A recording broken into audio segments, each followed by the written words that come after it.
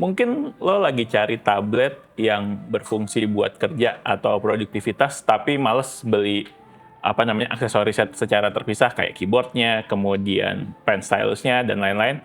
Mungkin bisa coba ini. Ini adalah Huawei MatePad 12X tahun 2026.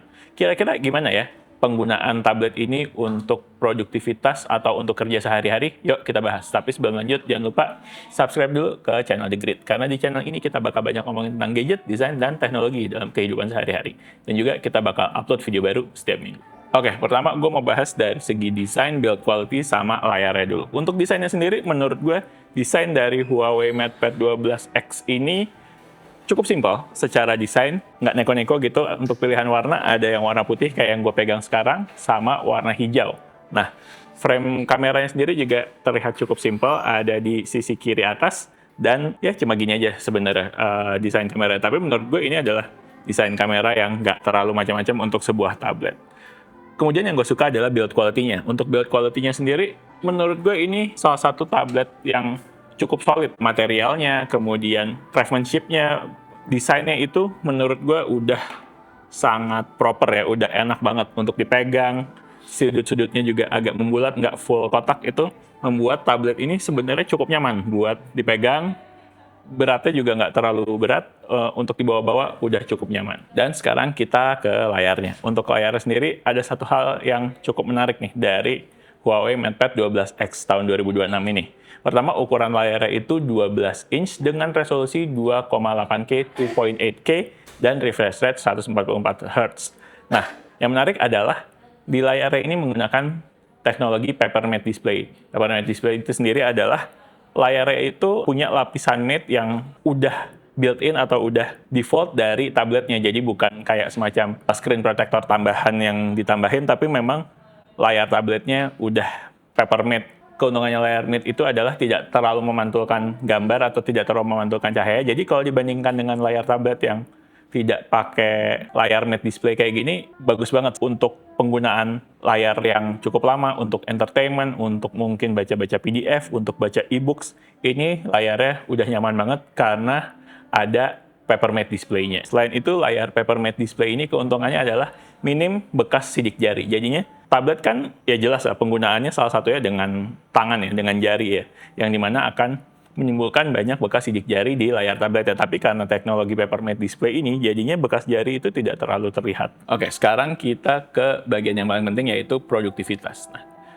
beberapa merek tablet itu banyak yang menjual tablet itu hanya tabletnya saja. Jadi ketika kita beli, dalam boxnya itu cuma ada tablet tanpa ada aksesoris-aksesoris pelengkap kayak stylus, keyboard, dan lain-lain. Itu harus dibeli secara terpisah. Nah, keuntungannya dari Huawei MatePad 12X ini, so far sampai sekarang itu adalah di setiap paket pembeliannya itu udah termasuk dengan keyboard dan stylus atau Huawei M Pencil kalau nggak salah ya namanya. Nah, jadinya dua ini udah termasuk di dalam paket pembelian. Tapi mungkin ini ada di periode tertentu ya. Mungkin nanti ke depannya nggak selalu ada. Tapi untuk sampai sekarang, setiap pembelian Huawei MatePad 12X ini udah termasuk keyboard dan termasuk stylusnya.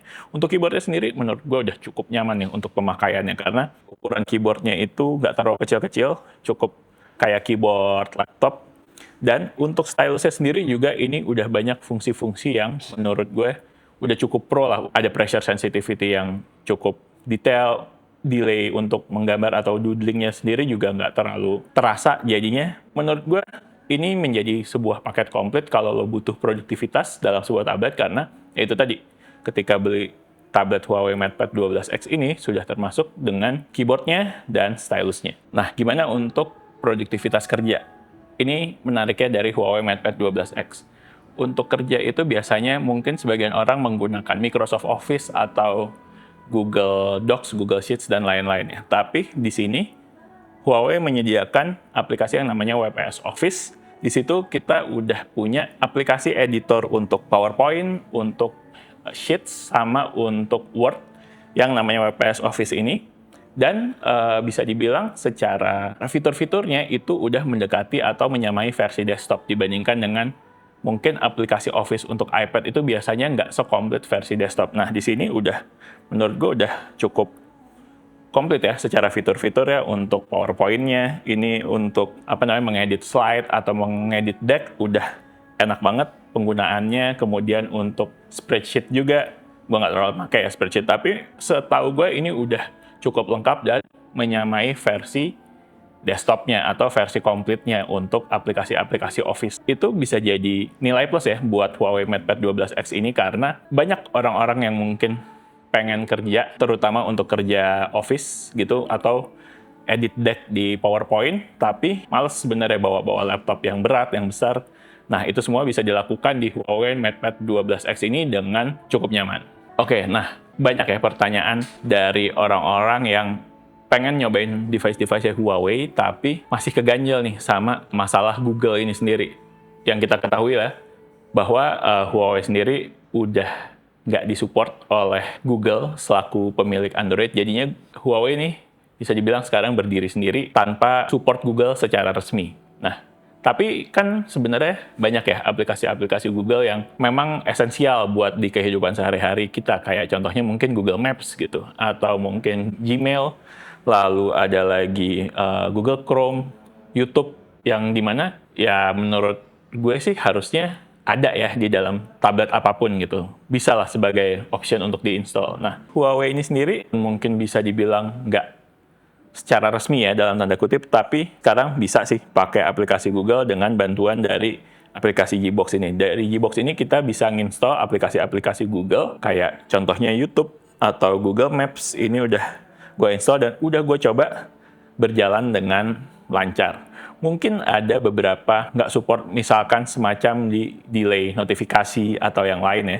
Tapi secara fungsi dasar, sebenarnya aplikasi-aplikasi Google di tablet Huawei udah berjalan dengan cukup lancar lah bisa dibilang. Cuma ya itu mungkin mesti kompromi ada di delay notifikasi yang agak telat, atau mungkin login-nya tuh nggak sesmooth kalau kita menggunakan di tablet atau smartphone Android. Tapi menurut gue sekali lagi, kalau di tablet harusnya cukup aman, karena tablet ini bukan device utama kita. Device utama kita udah pasti smartphone ya, iPhone atau Android smartphone gitu. Nah, kalau di smartphone mungkin gue masih belum terlalu berani tuh untuk pakai aplikasi kayak Gbox segini. Sebenarnya banyak sih alternatifnya, kecuali YouTube ya. Kecuali YouTube gue perlu kan pasti YouTube Studio untuk gue sebagai content creator. Tapi sebenarnya kayak Google Chrome atau Mail itu sebenarnya gantinya cukup banyak, jadi nggak perlu terlalu khawatir. Dan terakhir, untuk segi produktivitas dari baterainya. Baterainya sendiri udah menggunakan baterai sebesar 10.000 mAh, jadinya udah cukup nyaman ya untuk kerja produktivitas sehari-hari.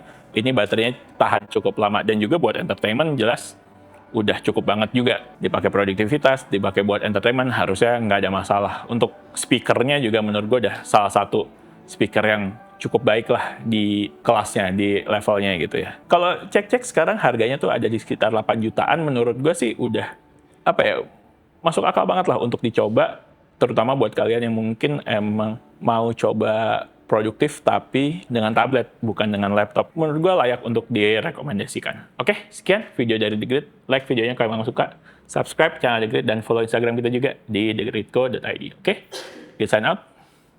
Bye.